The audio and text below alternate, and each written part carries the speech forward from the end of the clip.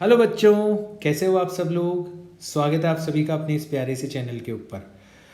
आज था हमारा 80 डेज एक्शन प्लान का डे 5। सुबह सुबह जो क्लास का टारगेट आपको दिया गया था उसमें आपने रिफ्रैक्शन ऑफ लाइट के बारे में पढ़ा होगा। मैंने वीडियो शेयर किया था एंड आफ्टर दैट मैंने एक क्विज अपलोड किया था जिसमें उस टॉपिक के ऊपर 15 क्वेश्चंस थे। काफ़ी अच्छे अच्छे क्वेश्चंस थे। सबसे पहले देखते हैं कि हमारे क्विज की आज की स्टैटिस्टिक्स क्या रही है। लेट्स सी, टोटल 52 बच्चों ने अभी तक ये क्विज दिया है एंड आज के हमारे जो विनर हैं वो हैं शुभदीप साहा, जिनके पूरे के पूरे 15 क्वेश्चंस राइट हैं। GJSSA इनके भी पूरे 15 क्वेश्चंस राइट हैं एंड कृतिका इनके भी पूरे 15 क्वेश्चंस राइट है। इसके अलावा मैं अर्का, अक्षिता, रेवती, पूनम, अफिया, सलोनी, या बिघ्नराज, सुदर्शन, परमेश्वर, स्नेहल, लिपक, श्रीकांत, इन सभी को कॉन्ग्रेचुलेट करना चाहूँगा। इन सभी की परफॉर्मेंस जो है वो लगातार हमारे इन क्विजेस के अंदर बेहतर और बेहतर होती चली जा रही है।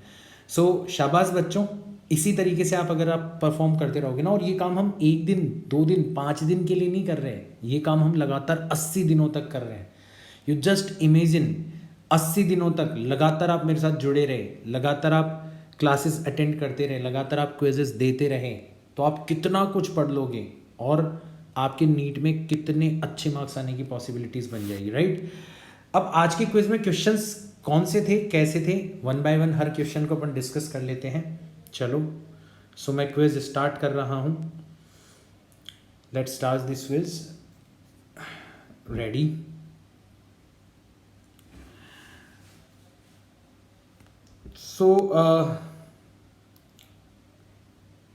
This is our first question. The wavelength of light in liquid X and Y is 3500 and 7000 angstrom. The critical angle will be. तो हमें लेमडा x दे रखा है 3500 एंगस्ट्रॉम और हमें लेमडा y दे रखा है 7000 एंगस्ट्रॉम। हमें पता है कि हमारा साइन ऑफ IC जो होता है वो किसके इक्वल होता है, mu final divided by mu initial, या फिर यूँ भी लिख सकते हो lambda initial divided by lambda final. Initial हम मान लेते हैं x को, फाइनल हम मान लेते हैं y को। तो ये आ जाएगा आपका 3500 7000। कैंसिल आउट करोगे तो 1/2। इसका मतलब IC की वैल्यू आ जाएगी आपकी 30 डिग्री। 30 डिग्री मतलब ऑप्शन नंबर 3 आपका करेक्ट हो जाना चाहिए, ठीक है। नेक्स्ट क्वेश्चन देखो। A microscope is focused on a mark, then a glass slab of refractive index 1.5। तो ग्लास स्लैब की रिफ्रैक्टिव इंडेक्स कितनी दे रखी है हमें, 1.5 दे रखी है एंड थिकनेस हमें दे रखी है 6 centimetre. Is placed on the mark to get the mark again in focus. The microscope should be moved. तो ये जो ग्लास स्लैब है ना, इसकी वजह से जो शिफ्ट प्रोड्यूस होगा उतना का उतना ही हमें मूव करना पड़ेगा माइक्रोस्कोप को। तो शिफ्ट कितना प्रोड्यूस हो जाएगा आपका, शिफ्ट हो जाएगा आपका T टाइम्स 1 - 1 अपॉन म्यू। हमें T दे रखा है 6 सेंटीमीटर टाइम्स 1 - 1 अपॉन 1.5। 1.5 को आप 3/2 लिख सकते हो। तो ये हो जाएगा 6 सेंटीमीटर मल्टीप्लाइड बाय 1 - 1 अपॉन 3 नीचे रह गया, मल्टीप्लाइड बाय 2 चला गया ऊपर, एंड 3 - 2 करोगे तो कितना बच जाएगा, ये 1/3 बच जाएगा। तो 6 सेंटीमीटर मल्टीप्लाइड बाय 1/3, तो ये आ जाएगा आपका 2 सेंटीमीटर। 2 सेंटीमीटर हमें मूव करना पड़ेगा। Option number B is correct. Next question. Velocity of light in glass whose refractive index with respect to air is 1.5। तो हमें ग्लास की रिफ्रैक्टिव इंडेक्स दे रखी है कितनी, 1.5 इज 2, और ग्लास के अंदर जो स्पीड है वो हमें दे रखी है 2 × 10⁸ मीटर पर second. In a certain liquid the velocity of light is found to be. तो किसी लिक्विड के अंदर जिसकी रिफ्रैक्टिव इंडेक्स हमें नहीं पता, स्पीड हमें पता है कितनी है, 2.5 × 10⁸ मीटर पर सेकेंड। स्पीड ज़्यादा है, इसका मतलब पक्का रिफ्रैक्टिव इंडेक्स कम होगी ग्लास के कंपैरिजन में।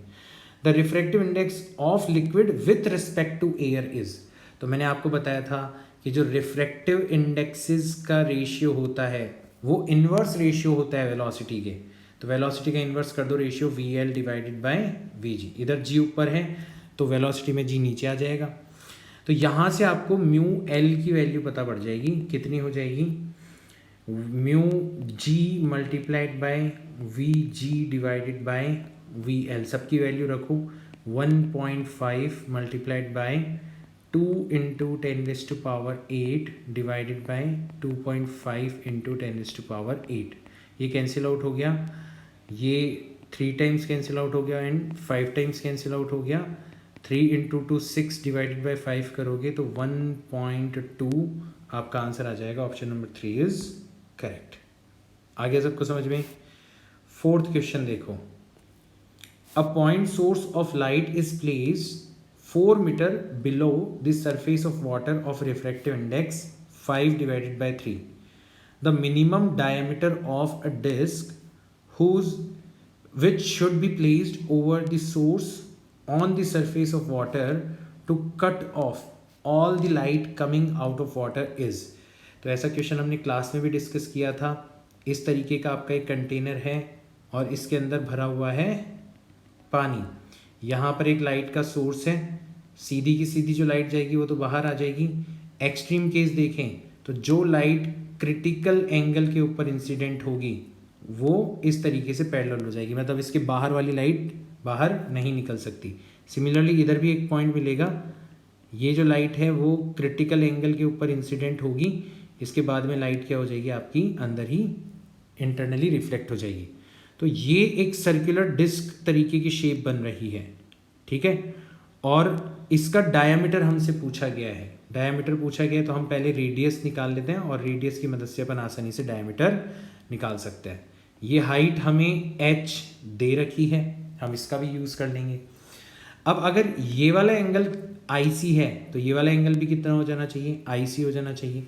तो आप यहाँ पे देख रहे हो कि 10 IC जो होगा वो किसके बराबर हो जाएगा, R डिवाइडेड बाय H के इक्वल हो जाएगा, ठीक है। और अगर अपन क्रिटिकल एंगल की डेफिनेशन को यूज़ करें तो साइन IC जो होता है वो किसके इक्वल होता है, 1 डिवाइडेड बाय म्यू, यानी कि साइन IC हो जाएगा, आपको म्यू दे रखा है 5/3, उल्टा कर दो तो 3 डिवाइडेड बाय 5। इसका मतलब IC की वैल्यू हो जाएगी पक्का 37 degree.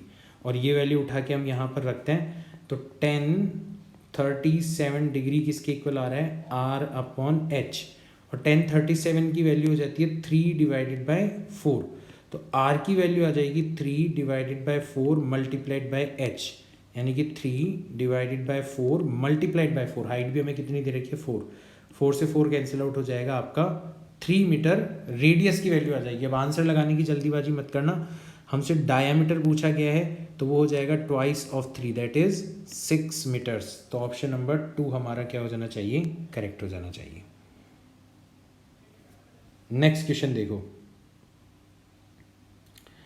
when a ray of light enters a medium of refractive index mu, it is observed that the angle of refraction is half of the angle of incidence, यानी कि angle R जो है वो हमें दे रखा है half of angle of incidence. Then the angle of incidence is, तो स्नेल्स लॉ के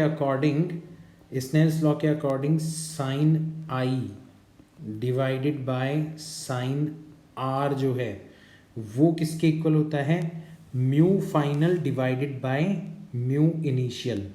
तो रे ऑफ लाइट एंटर से medium of refractive index mu, तो म्यू फाइनल तो हो जाएगा आपका मीडियम और म्यू इनिशियल हो जाएगा आपका एयर, कुछ नहीं कह रखा तो एयर मान लिया करो, दैट इज 1, ठीक है। यहाँ तक की बात आ गई समझ में। अब हमसे पूछा गया है then the angle of incidence is, मतलब हमें आई की वैल्यू फाइंड आउट करनी है, तो हम क्या करते हैं आर को भी आई की फॉर्म में रख देते हैं। तो ये हो जाएगा आपका sine of I divided by sine of I divided by 2 is equals to mu. अब ये जो ऊपर वाला साइन आई है इसको ब्रेक किया जा सकता है, इसको लिखा जा सकता है twice of sine I divided by 2 cos I divided by 2।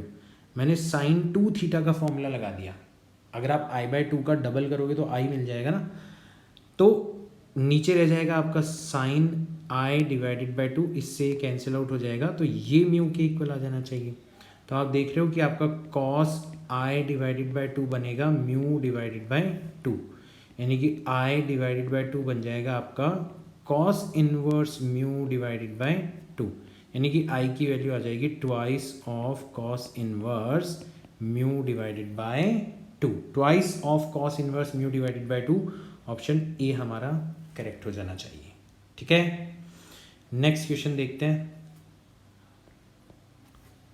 A plain glass slab is kept over various colored letters. The letter which appear least raised is, तो जो शिफ्ट प्रोड्यूस होती है हमारी, है ना, वो किसके बराबर होती है? Thickness of glass slab times 1 minus 1 upon mu. अब इसको गौर से देखना, हमें पूछा गया है लीस्ट रेज्ड, तो हमारी शिफ्ट जो है वो मिनिमम होनी चाहिए। अब शिफ्ट मिनिमम कब होगी? जब आपका t times 1 minus 1 upon mu ये क्या हो जाए? मिनिमम हो जाए, है ना। ये मिनिमम कब होगा? t तो कांस्टेंट है, जब 1 माइनस 1 अपॉन म्यू ये डिफरेंस आपका किसके बराबर हो जाए? मिनिमम के बराबर हो जाए। ये डिफरेंस मिनिमम कब होगा? जब जिस चीज़ को आप घटा रहे हो वो मैक्सिमम हो जाए, मतलब 1 अपॉन म्यू क्या हो जाए? मैक्सिमम हो जाए, तब जाके ऊपर आपका जो डिफरेंस है 1 माइनस 1 अपॉन म्यू वो मिनिमम हो जाएगा। और 1 अपॉन म्यू मैक्सिमम कब होगा? जब आपका म्यू क्या हो जाएगा? मिनिमम हो जाएगा। और म्यू जो है वो मिनिमम किसके लिए होती है? रेड कलर के लिए, ठीक है, क्योंकि रेड कलर की वेवलेंथ सबसे ज़्यादा होती है, और हमने देखा था कि रिफ्रैक्टिव इंडेक्स जो है वो वेवलेंथ के इन्वर्सली प्रोपोर्शनल होती है। तो रेड कलर की जो रिफ्रैक्टिव इंडेक्स है वो क्या हो जाएगी? सबसे कम हो जाएगी। बस हमें हमारा आंसर मिल गया। सो रेड कलर के लिए देखो, अब सब कुछ पूरी स्टोरी आपको बनती हुई गई। रेड कलर के लिए आपका म्यू मिनिमम हो जाएगा, म्यू मिनिमम हो जाएगा तो 1 अपॉन म्यू मैक्सिमम हो जाएगा, 1 अपॉन म्यू मैक्सिमम होगा तो 1 माइनस 1 अपॉन म्यू मिनिमम हो जाएगा। ये मिनिमम हो जाएगा तो ओवरऑल आपकी शिफ्ट मिनिमम हो जाएगी, और ये आपसे पूछा गया है। ऑप्शन नंबर 4 हमारा करेक्ट होना चाहिए। नेक्स्ट क्वेश्चन देखते हैं, 7th क्वेश्चन।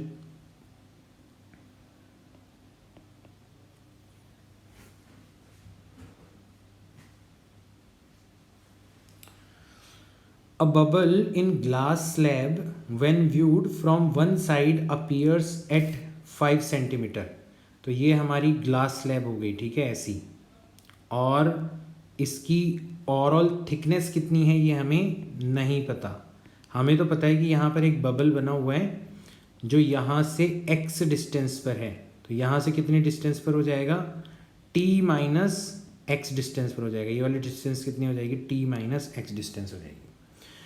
तो जब तुम इधर से देख रहे हो, ठीक है, इधर से देख रहे हो तो तुम्हें ये 5 सेंटीमीटर पर नज़र आ रहा है, यानी कि तुम लगाओगे रियल डेप्थ जो है वो तुम्हारी है x, और जो अपेरेंट डेप्थ तुम्हें नज़र आ रही है वो नज़र आ रही है तुम्हें 5 सेंटीमीटर, और तुम्हारा म्यू फाइनल जो है वो है 1, क्योंकि बबल से जो लाइट आ रही है वो पहले ग्लास के अंदर है एंड फिर एयर के अंदर जा रही है, एंड म्यू इनिशियल जो हो जाएगा वो आपका ग्लास की रिफ्रैक्टिव इंडेक्स हमें कितनी दे रखी है? 1.5 दे रखी है।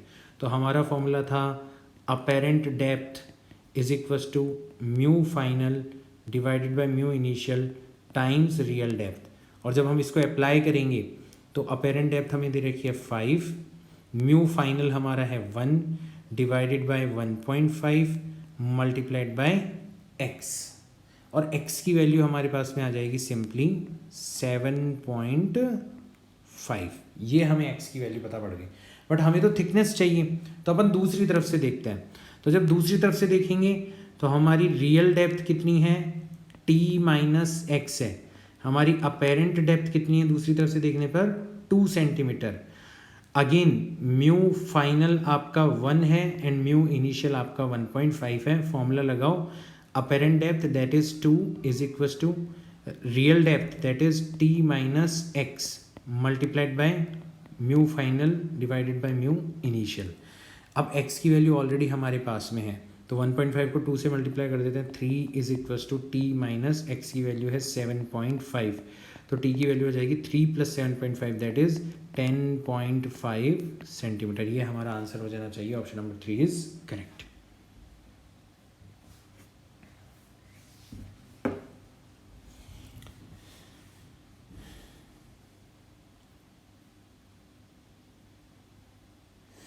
ये देखो question,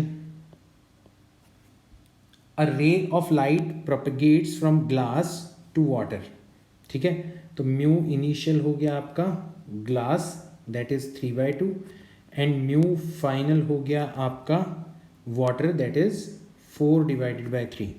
the value of critical angle, तो अगेन साइन आई सी जो होगा वो किसके बराबर हो जाएगा, mu final divided by mu initial, यानी कि 4/3 एंड 3/2, तो 8/9, इसका मतलब आई सी की वैल्यू आ जाएगी साइन इनवर्स 8/9।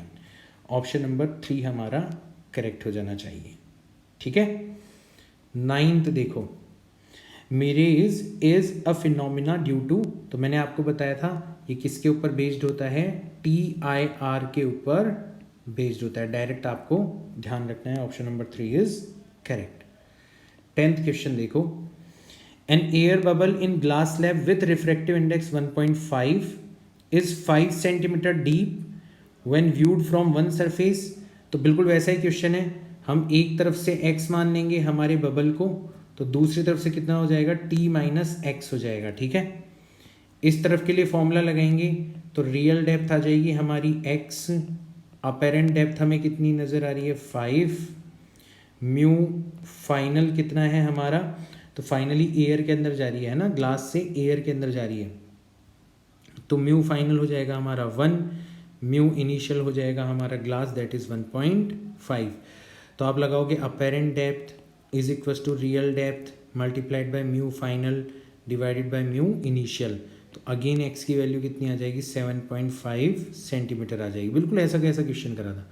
और इधर के लिए लगाओगे तो आपकी रियल डेप्थ है t minus x, apparent depth है आपकी 3 सेंटीमीटर, म्यू फाइनल अगेन 1 है और म्यू इनिशियल आपका अगेन 1.5 है, तो apparent depth is equals to real depth times mu final divided by mu initial, तो ये हो जाएगा 1.5 into 3 that is 4.5 is equals to t minus 7.5, तो t की वैल्यू आ जाएगी 7.5 प्लस 4.5 दैट इज 12 हमारा आंसर हो जाना चाहिए, ऑप्शन ए इज करेक्ट।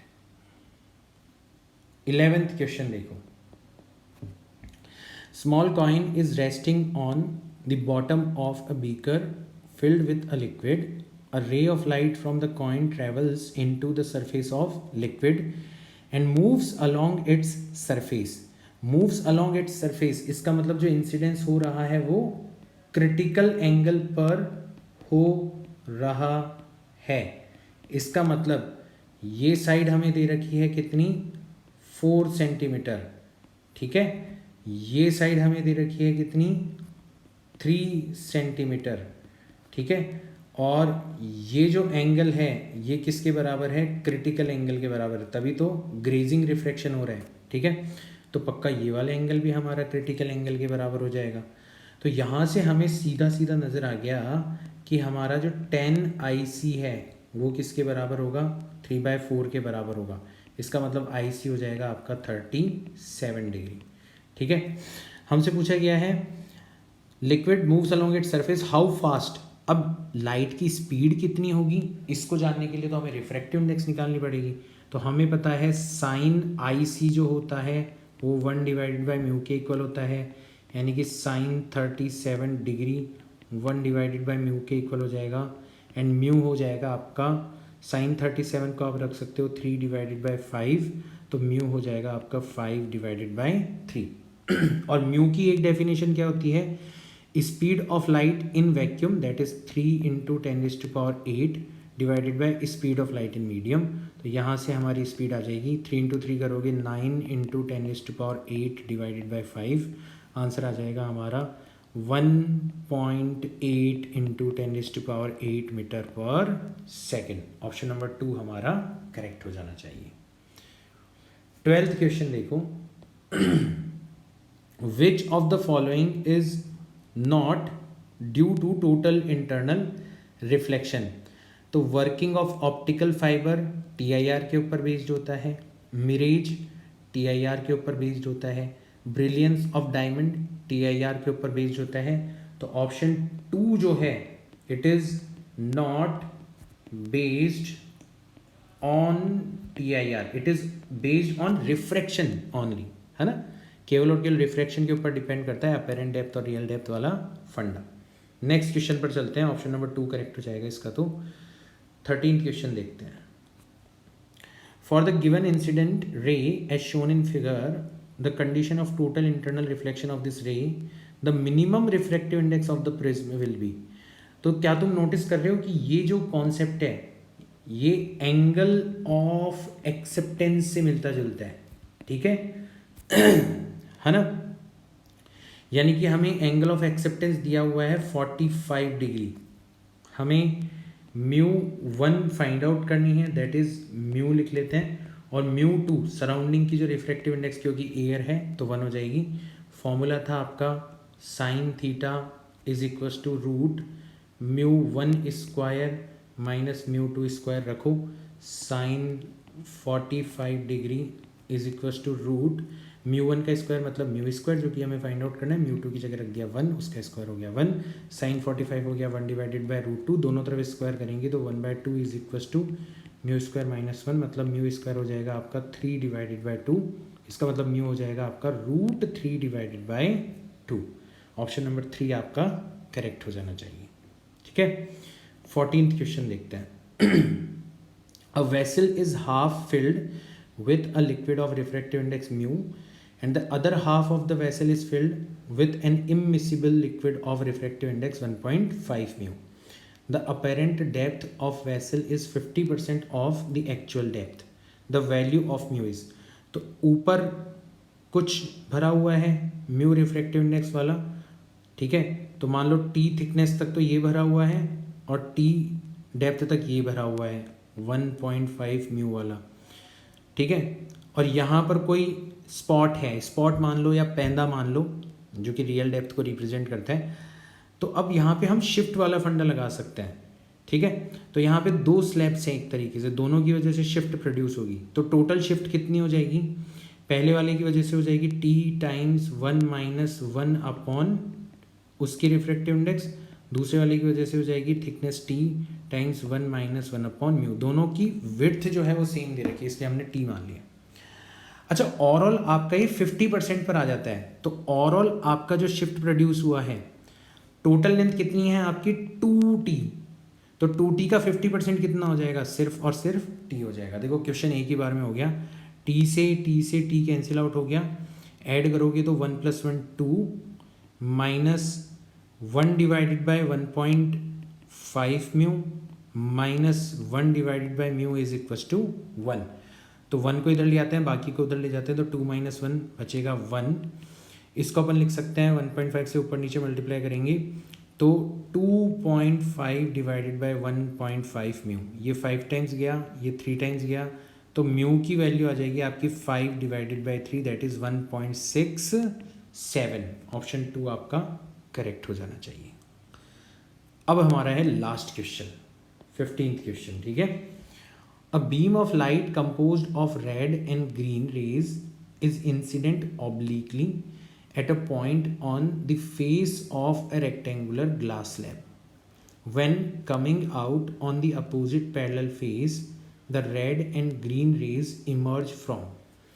तो आपको मैंने क्लास के अंदर भी बताया था, एक बार यहाँ पे भी बता देता हूँ कि अलग अलग कलर की लाइट के लिए सेम मटेरियल की रिफ्रैक्टिव इंडेक्स अलग अलग होती है। जैसे रेड कलर के लिए रिफ्रैक्टिव इंडेक्स सबसे कम होती है, वायलेट कलर के लिए रिफ्रैक्टिव इंडेक्स सबसे ज़्यादा होती है, क्योंकि रेड कलर की वेवलेंथ सबसे ज़्यादा होती है और वायलेट कलर की वेवलेंथ सबसे कम होती है। अब रेड कलर की रिफ्रैक्टिव इंडेक्स सबसे कम होने का मतलब क्या हुआ कि वो सबसे कम एंगल के द्वारा डिविएट होगी।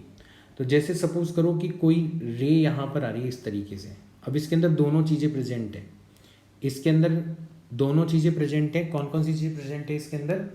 इसके अंदर रेड भी प्रेजेंट है और ग्रीन भी प्रेजेंट है। तो वैसे तो इसको सीधे चले जाना चाहिए था, बट ये बैंड हो जाएगी। अब बैंड कैसे होगी? ये टुवर्ड्स द नॉर्मल बैंड होगी, क्योंकि एयर से स्लैब के अंदर एंटर कर रही है। तो सबसे कम बैंड तो होगी आपकी रेड कलर वाली लाइट, और उससे थोड़ी सी ज़्यादा बैंड होगी आपकी ग्रीन कलर वाली लाइट। ठीक है, यहाँ तक की बात आगे समझ में? ये हो गई आपकी स्लैब पूरी। अब देखो दोबारा जब रिफ्रैक्शन होगा तो क्या होगा? तो रेड कलर वाले भाई साहब आगे बढ़ते हैं, यहाँ तक पहुँच जाते हैं, ग्रीन कलर वाले भाई साहब बढ़ते हैं आगे, यहाँ तक पहुँच जाते हैं। अब यहाँ पे नॉर्मल ड्रॉ करते हैं, तो सिचुएशन जस्ट उल्टी हो गई।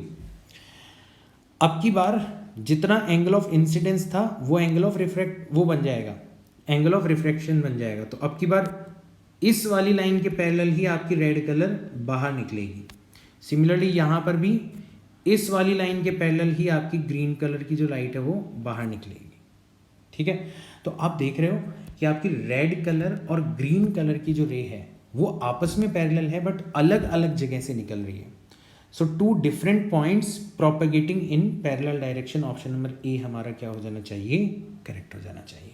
ठीक है, सो दिस इज इट बच्चों। आई होप आपको ये क्विज, हमारा डेली एक्शन प्लान, ये काफ़ी पसंद आ रहा होगा। देखो काफ़ी ज़्यादा बेनिफिशियल है, ये तो मुझे भी पता है, बट आप बच्चों को ये बेनिफिशियल लग रहा है नहीं लग रहा, ये डिपेंड करेगा कि आप कितना ज़्यादा इन्वॉल्व हैं इसके अंदर। मैं अपनी तरफ से मेहनत के अंदर कोई कमी नहीं छोड़ रहा। जो हमारे गाइडेड बैच वाले स्टूडेंट हैं, जिनकी मजबूरी है मेरे साथ साथ मेहनत करना, उनका रिजल्ट ये साफ साफ तौर पर शो कर रहा है कि हाँ वाकई अगर आप डेडिकेटेडली कंसिस्टेंटली मेरे इस एक्शन प्लान के अकॉर्डिंग वर्क करोगे तो आपको इम्प्रूवमेंट दिखाई देगा 100%। तो यार प्लीज़ वर्क करते रहो, मैं भी आपके साथ में मेहनत करता रहूँगा। मिलता हूँ आपसे नेक्स्ट वीडियो के अंदर, तब तक के लिए बाय।